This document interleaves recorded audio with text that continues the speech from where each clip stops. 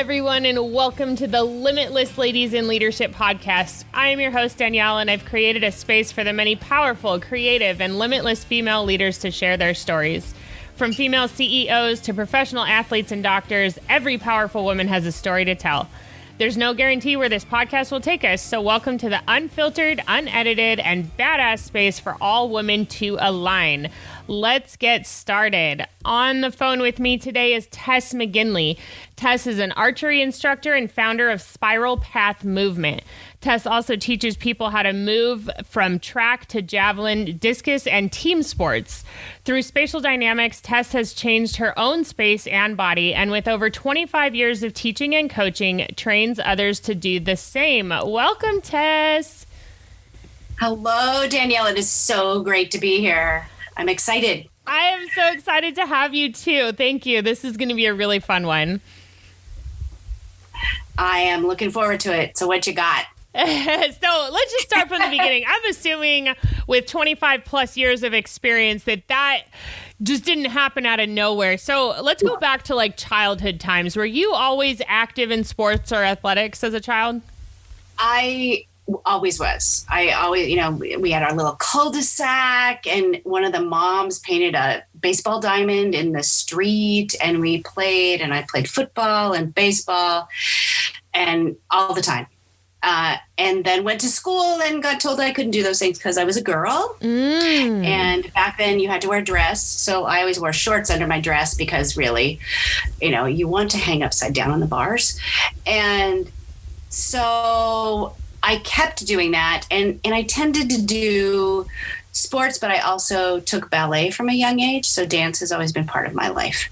Ooh. And as I moved through, the uncomfortable middle school years, I kind of left things behind and left those things behind to do what everybody else was doing, though I didn't leave ballet behind.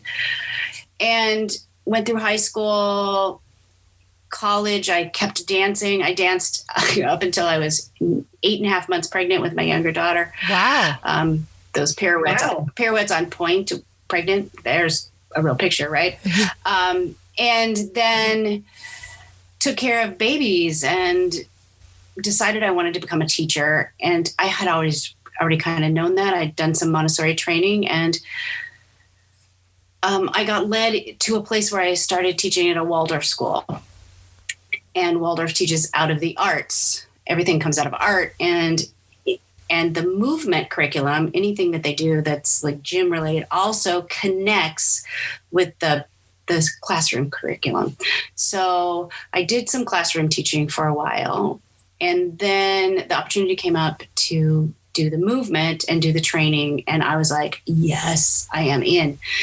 And part of the reason was that if I could keep teaching in the classroom, or I could start moving and teaching, and that kind of meant I got to move and not to just be still. And that was really, really important for me to feel like I was feeling good about my body and moving. Yeah. So I started the training, and it was a 5-year training. And my favorite thing about it was when I started, I was 5'2". When I finished, I was 5'4". Wow. So I changed. I wish everybody could have seen that face. Yeah. So I just found the way to be in my space and create the space taller. I mean, you could think about this, how people jut their head forward like a text neck, they call it now, right? I mean, I don't know what they called it in the 1800s because, people didn't do it as much back then, but still, once I learned to get my head over my shoulders, that immediately gained me height. But it was an amazing process, and it changed how people reacted to me. It changed how I reacted to people. It was a big turnover, and I started teaching kids, and I taught kids that from some kindergartners, but from 1st grade through 12th grade. And there's some fun stuff to do. They paid me to play with kids and to be able to help kids move. Yeah. And go ahead. No, I was just going to say, I want to back up a little bit because I want to hear more of this story. But yeah. I want to ask you first. So you had mentioned that like not being able to play sports as a female in school as a kid. I want to dive into this a little more because although this kind of happened with me as well, you grew up in a different decade than I did. And so I'm curious if there was like a little bit more of an influence or something. But what did that feel like, knowing that you wanted to go outside and play, but that you didn't have the right body parts to? Right. And I was lucky because I had a mom who would go to bat, and a mom who was a single mom in the 50s, and she knew. And so when I wasn't allowed to play football with the boys, she walked into the principal's office, and I got an exception, and I could play. And sometimes we just did it when they didn't know. But and she was also the mom who worked to get it so that we didn't have to wear dresses every day, so that we could wear pants to school. Totally amazing. So that piece fueled me. And even at that, even as well as I played, there were still moments where it's like, guys, you got to pass to me. I was wide open. And that fueled my wanting to work with middle school girls and to give all of those girls a chance to really live into their own power. And yeah, it was when I was in high school that Title IX was passed. So I went to go sign up for gym my sophomore year, and there were no gym classes available in girls' PE at a time when I could take it, because they were all during when I was taking physiology and trig and, all those things. And they're like, well, you can just take freshman gym again. And I was like, oh, no. But there's a boys volleyball class there. And they kind of went, and I took that boys volleyball class. And I got to tell you, that was like the best class, the best gym class I had in my entire high school career. Cause it was like, they took no prisoners. They weren't easy on me. They just made me work my ass off. And, I have a little scar on my knee from proving it for diving in the asphalt. But yeah. No, that's awesome. Yeah. And I love that you liked the challenge of playing with somebody harder than you. I can relate to that so much, because when I'm doing like my gym training now and I want to get outside and hike and do all these things, like I tend to prefer to work out with men because I tend to be a little bit stronger than the average female. So they don't push me as hard. So if I'm with a guy and he's, even if he's my size, his testosterone is going to make him a lot stronger. So then I have a competition. Well, and I have a cousin who lifts weights, and he's, twice my size. And we started kind of really seriously working out together a few years ago. And the coaches would always put us next to each other, because if we were next to each other, we would be like, I'm going to do those push-ups faster than you. I'm going for it. Right. And I'm like trying to keep up with him. And then when we got to running, I was just like, yeah, your legs are longer, but I'm going to keep fighting your heels.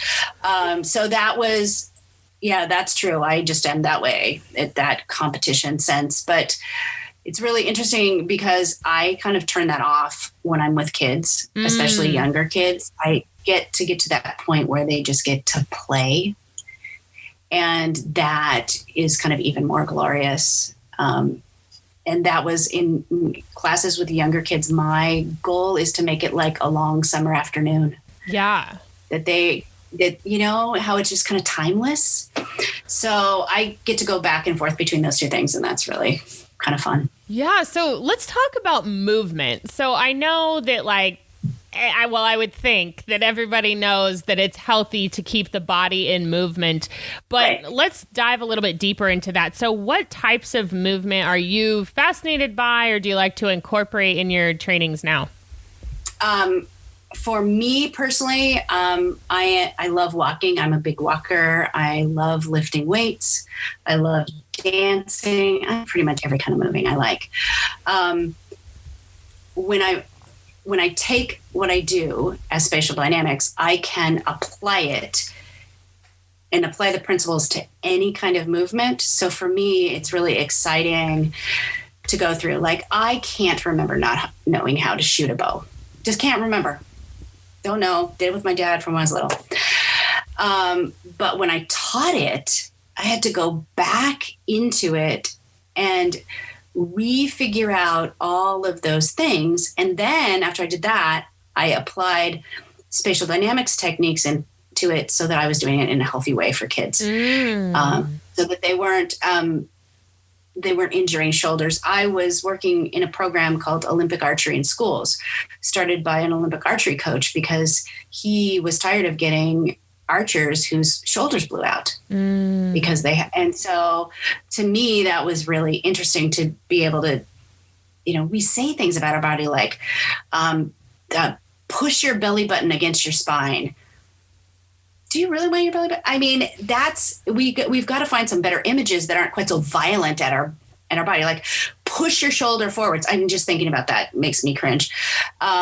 So to be able to give someone a visual that they can incorporate, the body will follow what the mind puts out there, right?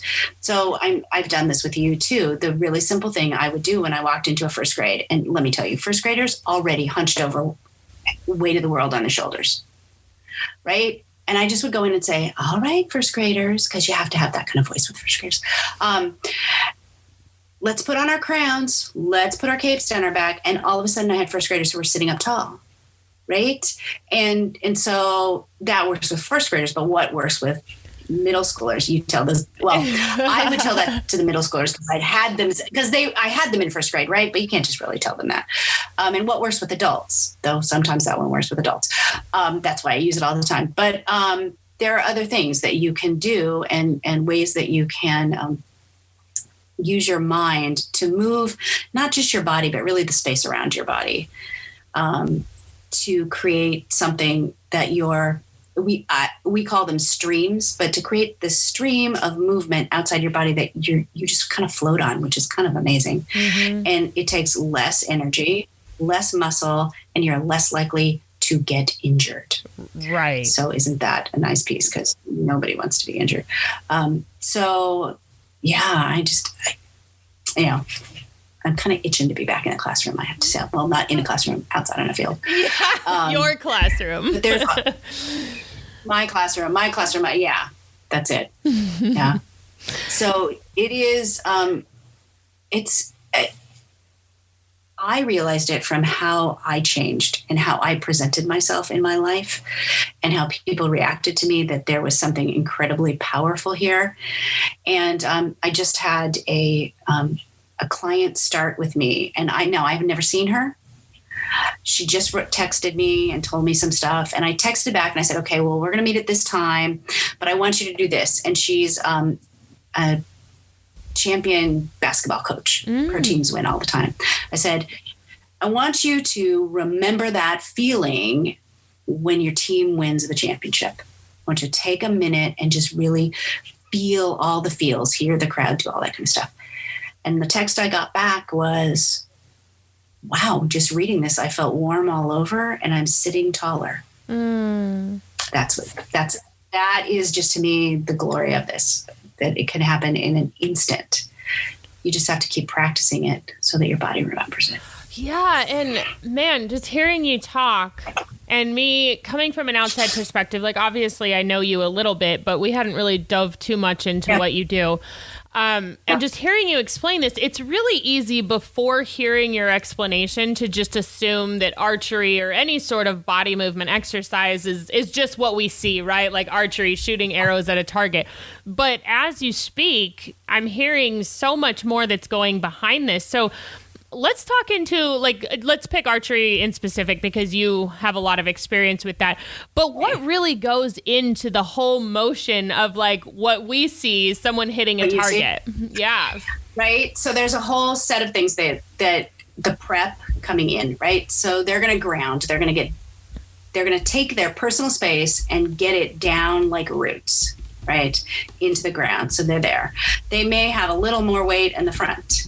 Right. So now as they lift their arm, they're not, because we don't want the shoulder to yank up. So I tell my kids, imagine you're opening your superhero cape on your right hand side. Cause We're all very nerdy out on the archery field, just so you know. And to do that lifts the arm in a whole different way than if you're just lifting. So if you're feeling that cape rise up, so now you're paying attention to the space under your arm. You're going to, once you get the string and you've got the arrow knocked, which is a whole other story, but a different, all kinds of stories about, no, the arrow does not go on that way. When you pull the arrow back, you are pulling back with as if there's a string attached to like this part of your arm. Actually, this part, I'm sorry. There, so your forearm. Right below your forearm, top of your forearm, almost to your elbow. And that string pulls you back. Instead of you pushing back, you've got this pull from the periphery and it pulls it back. And then once you're there, you're going to open up the space of your collarbones. So here's a little tidbit. When if you're an advanced archer and you're looking at the target, it is as big as the head of a match held at arm's distance. So, okay. So you take a match in your hand, hold it at arm's. That's how big you see the target is, just that spot. So your eyes are not doing right the focus. Right? It is not your eyes. It's a lot to do with your body placement. So when I teach archery and I want to really get their body in the right place, they shoot for the first month with their eyes closed. The targets are really close. Wow. There's no one around. It's very safe. But they shoot with their eyes closed so that they can really feel where their body needs to be. Because as soon as they open their eyes, they're not here in their body. They are at the target. Their full attention is at the target and no attention at their body. So an archer needs to be in their body, at the target, and in the space that the arrow is going to travel. So when you can be all those things, the arrow will go where you want it to go. And it's very satisfying to shoot with your eyes closed. I still do that as part of my warm-up, to hear the thump when it hits the target and you've got your eyes closed. It's like so cool. I do have my eyes open to be sure they don't shoot anyone, by the way. But it is... Right. And my most glorious moment is, I had just started really archery coaching heavily, and it was my second year. And the new kids were like bitching and moaning, eyes closed. And one of the boys who had done exactly the same thing the year before went, no, she knows what she's doing. Just keep your eyes closed. And I was like, yes. Aww. It was a happy moment there. But it is. And because once they can really feel it in their body, they open their eyes up, and you know what happens? I don't let them open their eyes till they have a nice tight little circle of arrows, and they open up their eyes and they don't have a tight little circle of arrows anymore because they're not paying attention to their body. They're worried about where it's going to land. Yeah. And so if I can pay attention to my body and move my body in the ways that creates what I want to do, right? Even if I'm creating the motion that makes me wash the dishes in a healthy way, or pour my coffee. That's my big one. My trapezius seems to think that it is in charge of pouring coffee and tying my shoes and doing all those things, right? Yeah. My shoulders just go up, and absolutely. So I use that cape or waterfall over the shoulders. I'll catch myself in the morning, and I've been doing this for a long time. I'll catch myself and be like, oh no. So it is just a constant little practice that makes big differences. So yeah. Wow. So do you feel that your training with ballet and dance has kind of helped you with this kind of movement in archery? It's actually really very different. Okay. In fact, I had to unlearn some things from ballet because I was dancing and doing archery as a kid right at the same time. But because of the tendency to open up the chest, not by opening the space in the front of the chest, but by pushing the shoulder blades back into the back, that there's that tendency in ballet. Now I know how to not do that, but my shoulder blade was just jammed up against my spine. So finding that space between the shoulder blade and the rib cage was huge. Yeah. And that as I've done that, it's improved my my shooting also. But it's a real, for me, that was a real learning, because that was incredibly painful to do. And, if anybody touched that spot, I mean, I didn't even realize until I started doing it, somebody would touch it to do some hands-on work with me, and I would just jump. And so I have learned to deal with that in a different way. This is why even when I say it, I have to kind of take a breath, because your body listens to what you say into your head. So yeah, dance helps because of the posture. Actually, what helps the most is tango. Wow. Because the body posture is very similar. I had a team one year that all of my archers did tango. A great picture in the yearbook with them with their tango clothes on and their bows in their hand. Oh, that sounds so pretty. So yeah, it's much more that aesthetic than the ballet, but but I do tango too. So that's great. Yeah. Oh, that's awesome. So let's get into the business side of this, since you are a female business owner. Okay. I think I've kind of come up with the conclusion on how you wanted to become an instructor, but what were your first steps in taking this love for something and actually turning it into a career for yourself? Well, as a teacher, and I've been teaching for a long time. As a teacher, I was thinking, what do I want to do? What do I want to create? Because as much as I love teaching little kids, there's a point where, getting hit in the head with a soccer ball every, or whatever it is, the kids jump on me. I teach circus. They're climbing on me. Yeah. And spotting handstands, I cannot tell you how many times I've been kicked in the head. So I was like, you know what? I think there's going to come a point where I don't want to be kicked in the head. I had one of my massage therapists one time said, are you ever going to have a job where you don't get kicked in the head? Because I'm really tired of fixing this. I was like, I don't know. I need to figure this out. And they don't mean to. They're great kids, and I love them dearly.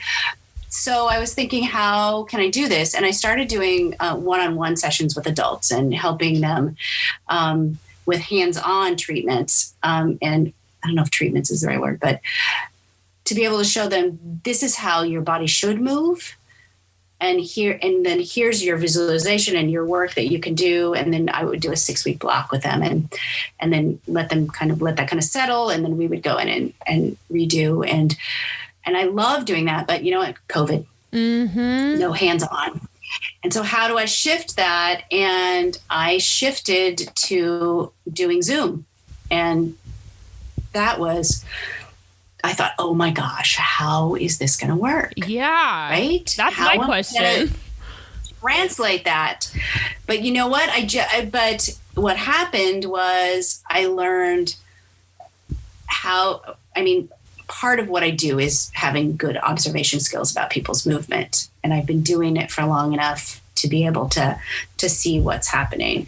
And then to give them something to do and really go at it with a curiosity. Like, I'm going to give you this and I want you to test drive this and see how it works. And then let's come back and we'll talk about it. And we'll redo it if we need to redo it. And also on Zoom, my clients are great. They'll set it up so that I can see them walking, because gait will tell you a ton about how someone moves, right? So I can watch them walking and I can see those kinds of things. And so I've continued to do that. And then, but in the normal avenues with which you would get clients, not there. Mm-hmm. At least which I got clients, because I usually got clients through people I worked with in school and that kind of stuff. So I started doing a little kind of discovery session so that I could get to know somebody, they could get to know me. I could give them a set of exercises that they could do and try out to see if they liked it and they wanted to work with me. So I've been doing that. And I give them exercises for their head, shoulders, knees, and hips. Are basically the ones I go through, because each one of those has something very different about it, and then they all interconnect. So I've been doing that for a few months, well, longer than a few months, seems like forever. But I've been doing that for the last year and just giving people bits and that they can work with. And then if they decide they want to work with me one-on-one, they can. And I am actually starting to do group classes, which are a little less focused on just your own personal space, but more focused on moving in and out and moving your body with some spatial dynamics exercises that require you to stand up. Most of what I'm doing now is, kind of just, we're talking on the phone or on the Zoom, but I'm moving into classes like you would do a yoga class online.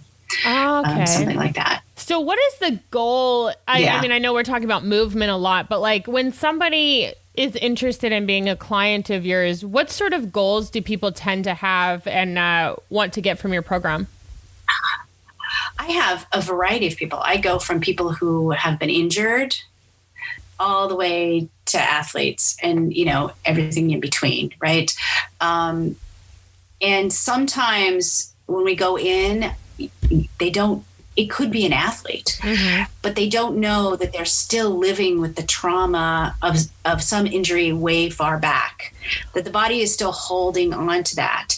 And so then we'll just kind of go through and be like, oh yeah, that time when I was 4 and I slid down the slide and landed on my behind and I couldn't get up. Okay. And so then we've unraveled to that. But, it pretty much runs the gamut of possibilities. I mean, every time I have, I call it a blueprint call. Every time I have a blueprint call, I am amazed by I talk to people about similar things, but the answers they give are like mind-blowingly different. And so I love taking their stuff and then figuring out, okay, these are the best first steps for them. And yeah, it's a range. I can't tell you one way or another. And it depends on the day, who I'm seeing. So you're versatile. What's happening. So yeah. Oh man. Flexible. Yes. Flexible. That's the word, flexible. You gotta be flexible. Yeah. You gotta be flexible on all levels because you never know what's going to come up. You may do something with somebody and they're going to come back and they're going to be like, holy smokes, what was that?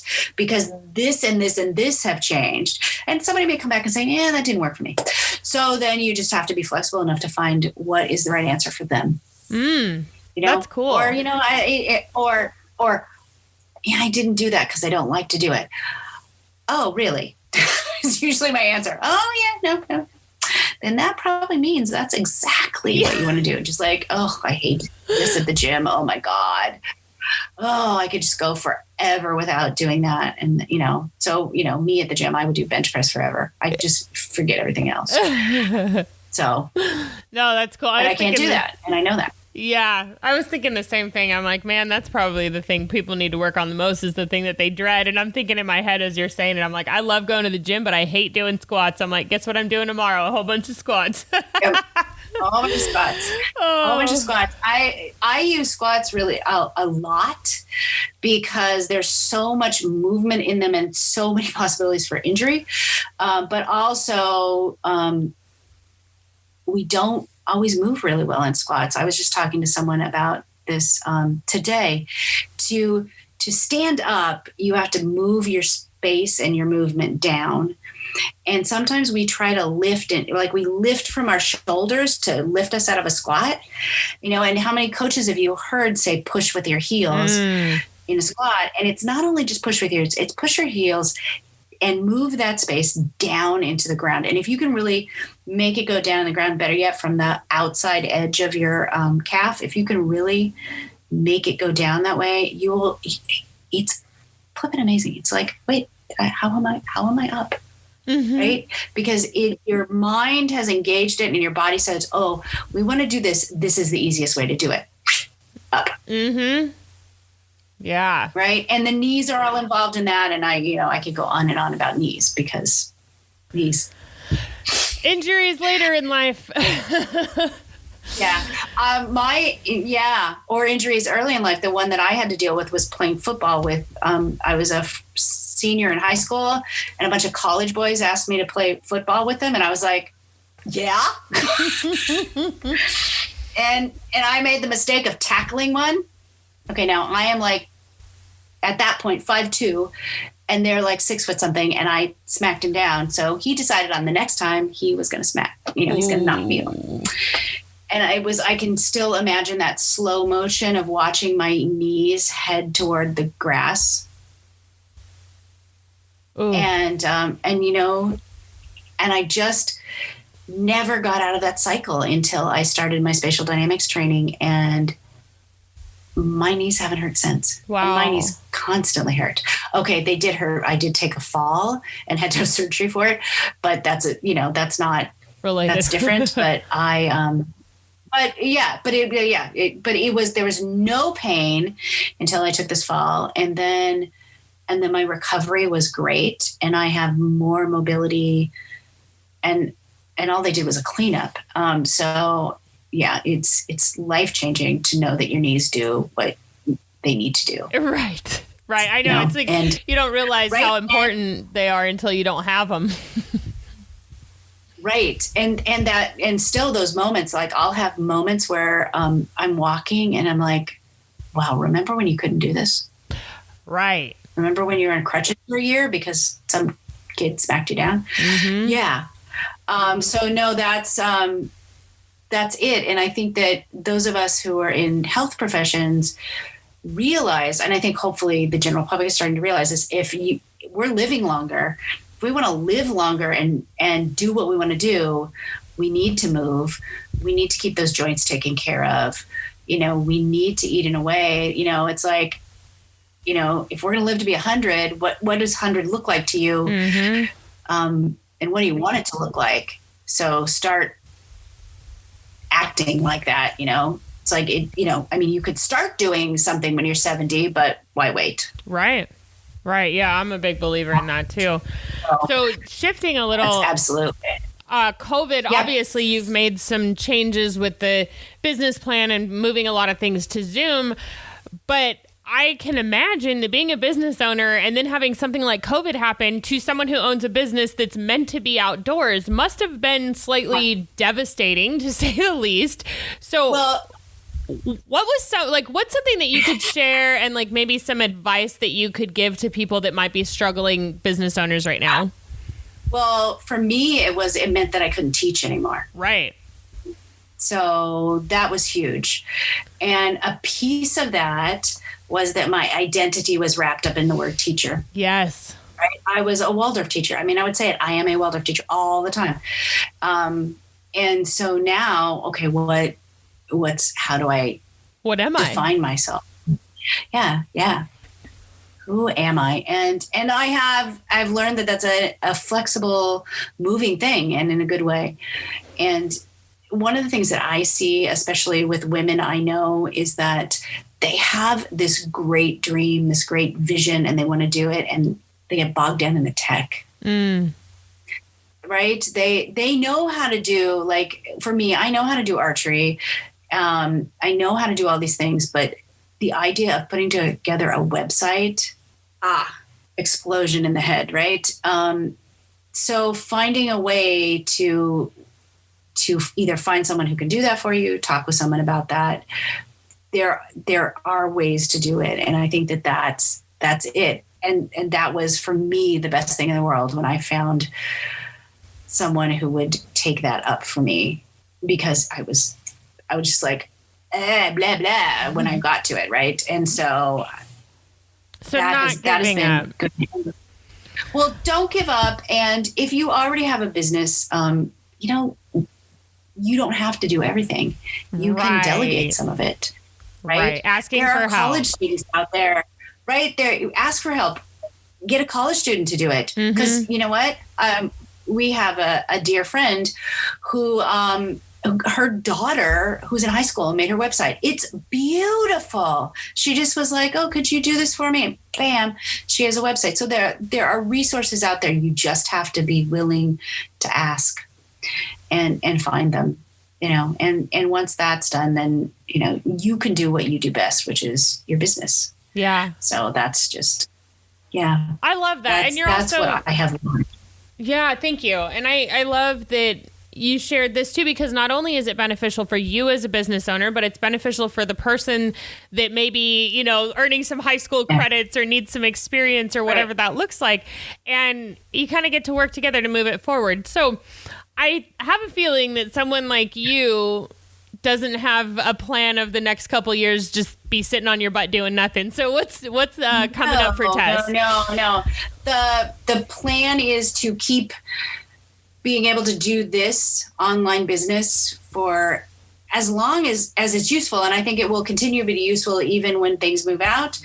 I have a group of women that I work with in a mastermind, and we're putting together a retreat for women for a weekend, and it will include a variety of things. I work with a woman who does vocal healing. Wow. To heal the voice, and you get to sing in that, and you know what, she got me to sing, which is huge. And then I will do some things about space, and most likely I will do, because it's hard to get people to let you do archery places. I will most likely do staff fencing, which I teach, which is all about boundaries. It's one we do in 6th and 7th grade. Because you have this big old wooden staff, and it's like, no, you're not coming towards me. Bam. And it is a really powerful thing for young girls to do. And to begin to do that so that I can create a camp where kids can come and be outside and learn and play and have that timeless quality of play. And that adults can come and do the same thing, because we as adults do not play enough. And then and create a group of teachers that are there from a variety of backgrounds and disciplines to make this space amazing for the kids and for the adults. So that is where I want to go. Cool. Well, we'll have to stay updated with you to get some more information when that starts to come to fruition. But if people are interested now in speaking with you and learning some more information about your Zoom courses, or even signing up for the courses, how can they do that? They can do that really easily. They can send me an email. My email is tess@spiralpathmovement.com. Or they can go onto the website, which is spiralpathmovement.com, and take a look. The first thing that I always recommend is somebody signs up for what I call a personal space blueprint. That's I sit down, talk with you, and we develop a plan for what's best for you together. And start with that, and then see where we can go. And then as things pop up, as classes appear, they will be on there. I'm going to do a pop-up class on shoulders, like a little 5-day thing where I send you a video the night before that shows you an exercise, you try it out, then there's a Zoom call that next night. So if I send it to you on Sunday, on Monday night, you can get on the Zoom call and you can be like, what do you mean by this? How does this work? And talk through those, and there'll be a group of women doing that, and just go through, and you'll get 5 different things to work on. And to really focus on shoulders, because that seems to be the hot ticket, right? Everybody is holding their stress in their shoulders and in their neck, and any relief is great. So yeah. And I wish I could show you. I mean, I can show you because we're on the Zoom call, but my shoulders were a good 3 inches higher than they are now. Wow. When I started this work. So I looked like a linebacker. My shoulders went straight across. I thought that's how they really were. They're not really that way. Isn't that amazing? Wow. They're just like everybody else's. So, yeah. Awesome. So I know you... Well, except for the linebackers. Right. They're like everyone else except for the linebackers. Yeah. Before the podcast, we had mentioned that you were going to do a little discount for people that were interested in the course. I am. If you go into my website and sign up for the Personal Space Blueprint, you can put in the coupon code LIMITLESS. I love that name. Thank you. Put in the coupon code LIMITLESS, and you'll get 20% off the blueprint. You will receive the blueprint physically. I mean, I will send you something so that you can do it. And I have clients who have, printed it out and stuck it on their wall. And so it'll be right there for you to look at. So you don't have to, but if you want to look at it on your computer, go for it. Oh, I'm sorry about that dinging. That's okay. Everybody knows we're on Zoom calls these days. So I know. We'll just leave that one in there. Stay in track. I'm getting, yeah. So I'll put the that in the description of the podcast for today. So if anybody's driving, they can check it out later. Yes. Be safe. Please check it out later. Yes. If you're driving, can I give them a little thing? Yeah. If you're driving along and your hands are on the wheel, if you can imagine that there's like water dripping off your elbows, right? So your arms are down, depends on how you drive. If you're driving with your shoulders all up, so you're going to imagine that water is going from your shoulder down and dripping off your elbows. Give that a try. See what if it works. Yeah. But it is a really, but because you can do that while you're driving. Mm-hmm. Here's the deal. This is what or you do it at a stop sign. If you're in LA, do it at a stoplight. You'll be able to do it for a long, long time. Or on the freeway yeah, maybe not. Just be careful. You're not, on the freeway, but you're not moving that fast on the freeway. That's what I was saying. My best friend, spent a lot of time in Manhattan working and living in Manhattan. And she said what she did was she took all the things I told her, and every time she had to stop to wait to cross the street, she would do it. And you can imagine how many times she did it in Manhattan, right? She has just the most amazing posture I have seen. And she's like, yeah, well, every time. Now she lives in the country and she's like, I don't know, is my posture going to go away? I'm like, I don't know. I don't think so. I think you got this down now. Yeah, I think it's there. Especially if you're conscious of it too. Like it's easy to fall into this like, oh, I'm on Zoom meetings all day and, be all hunched over. But if you're conscious of that and you're like, oh yeah, shoulders back. Yeah. Okay. And you don't have to be conscious of it every second. In fact, it's a little bit like meditation practice, right? The thing that's important after you drift off and think about your taxes or whatever is that you come back. And that's the same thing here. If you lose it, then you find your spot and you're going to lose it again, but you're just going to come back to it. And that is really the practice. And the more you do it, the more you can stay in it. And those of you who do meditation know that. I'm still working on not thinking about my taxes. But Everything's progress, right? Everything. It is. It's the, and that's the piece of it. It really is that journey towards it. And we never want to be stagnant. Balance is not stagnant. Balance is still movement. Even if you are totally, quote unquote, still in your body, something's moving in your body. Mm-hmm. Your heart's beating. Yeah. Blood's moving. Something's moving. So that, there's always movement. I love it.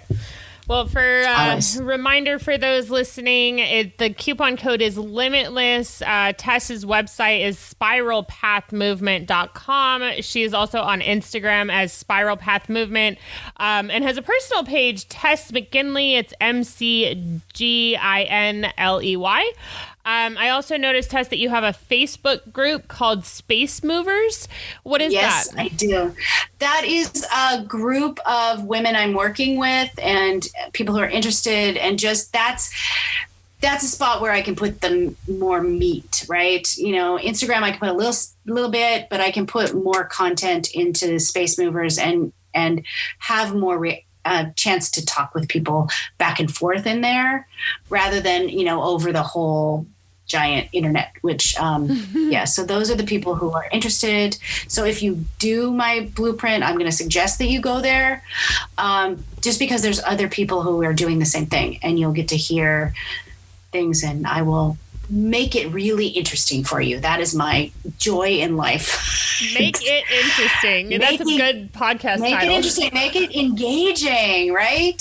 So one of the things that we just did recently on the page was imagine your personal space. What color is it? And show it to me in a GIF. Okay. And that was just like so fun to see all the different things that came up. Right. So it just, and a chance for everybody to sit and say, well, what is my personal space? Is it contracted next to my body? Is it far away? What is it? And that's a whole other podcast. Oh, yeah, that's it. Now you got me thinking about it. Well, gosh, Tess, it's been amazing learning more about you and everything that you're doing. And I'm so excited that you're moving this into Zoom and you're being able to basically just move as your circumstances are. So once again, for everybody listening, check out spiralpathmovement.com. Use the code Limitless for a discount. And we'll list all of that in the description of the podcast. And Tess, thank you again for your time today. It was great speaking with you. Thank you. It's wonderful to speak with you. And I love this podcast. I've been listening and it's so exciting. So thank you for doing this work. It's amazing. Awesome. Thank you so much. Thank you. I definitely love connecting women, and it's been a nice little challenge and love for me too. So I get to learn from all you guys. It's like free therapy. That is outstanding. What a way to do it. Thanks, Tess. And thank you, everybody who's listening, and we will catch you next time.